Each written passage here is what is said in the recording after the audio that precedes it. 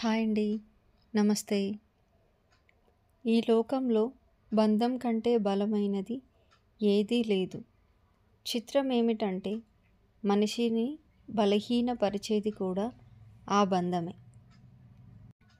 జరిగిపోయిన దానిని వెనక్కి తిరిగి మార్చలేకపోవచ్చు, కానీ జరగబోయే దానిని ఖచ్చితంగా మార్చవచ్చు.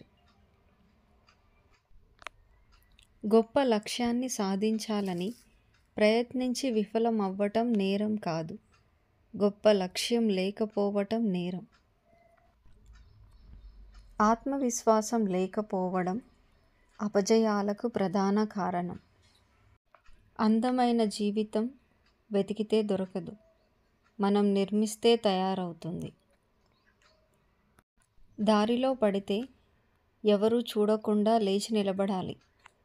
అదే జీవితంలో పడితే అందరూ చూసేలాగా లేచి నిలబడాలి.